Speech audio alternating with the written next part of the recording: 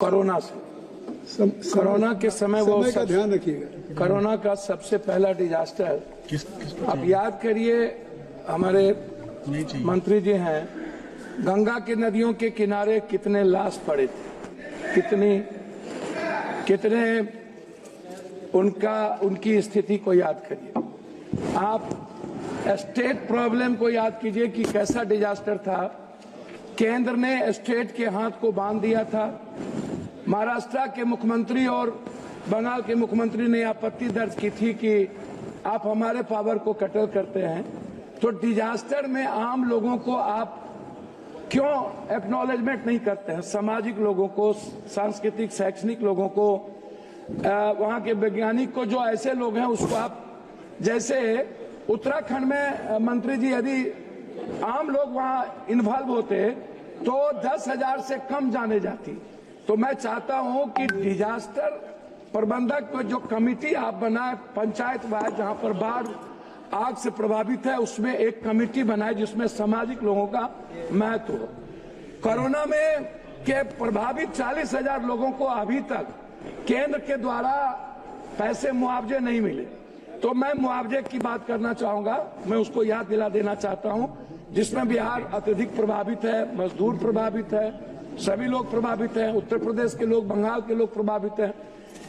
मैं शुरू करता हूं अटल जी के समय से।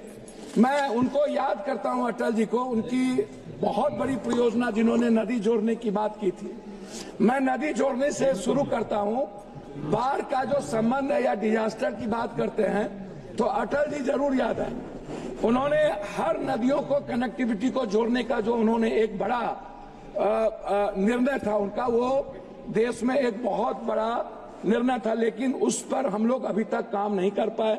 हम किसी नदियों को, चाहे हमारे इलाके में गंडक है, सप्तकोशी जो नेपाल से आता है, बूढ़ी गंडक है, महानंदा है, कमला है, केहर है, कनहर है, सौरा नदी है, गंगा है। जब हम इस नदियों की बात करते हैं तो वो नहीं हो पाता है। दूसरी चीज, अभी आपको याद होगा फरक्का कब बनी थी? 1974 के बाद, बाढ़ के बाद फरक्का, और फरक्का से लेकर के भागलपुर तक, नौगछिया, मनिहारी इलाके में नदियों का जो गाद है आज तक नहीं निकाला गया। नरेंद्र मोदी जी के सामने नीतीश जी, हम लोग भी मीटिंग में थे, इस प्रश्न को उठाए थे कि क्या फरक्का का रिहेबिलिटेशन होगा या नदियों को कैसे हम लोग और मजबूत कर सकते हैं, जिसमें कोसी पर भी थी।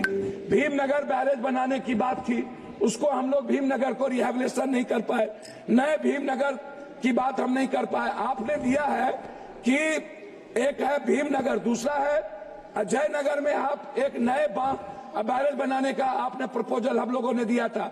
उस प्रपोजल का क्या हुआ? यदि हम उस बांध और चौड़ाकरण करते हैं, भीमनगर बैरेज बहुत लंबे समय से हो गया और सबसे ज्यादा प्रेशर पड़ता है, क्या कहते हैं आपको, नेपाल का। नेपाल से वार्ता नहीं होना भी एक बड़ा चिंता का विषय है। हम हाई डैम की बात करेंगे, जिसमें आपने 26 तक चिट्ठी लिखी है हमको कि आप 26 तक आप उसका पूरा का पूरा सारी चीज तैयार कर लेंगे।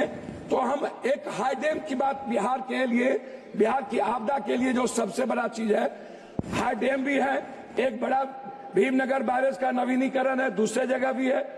नदियों की सफाई की बात है, गाद, जो लगभग 40 सालों से अभी तक इतनी बड़ी सरकार होने के बावजूद भी हम गाद पर कोई काम नहीं कर पाए, हम नदियों को की सफाई नहीं कर पाए। नतीजा है सर, हम बात तो सर 5 मिनट हो गया सर, मैं 2-3 बात महत्वपूर्ण करना चाहूंगा सर, उसको आपके तो सर, मेरी राज्य मंत्री आप सर, मेरी बात तो करके बात कर सकते सर, मैं महानंदा एक्सप्रेसवे की बात करूंगा, मैं आलमनगर से नौगछिया नवीनीकरण पक्कीकरण की बात करूंगा, मैं कोसी महानंदा एक्सप्रेसवे पर आपका ध्यान दिलाना चाहूंगा, मैं आपका ध्यान जानवर क्षतिपूर्ति पर दिलाना चाहूंगा, घर क्षतिपूर्ति और फसल क्षतिपूर्ति पर।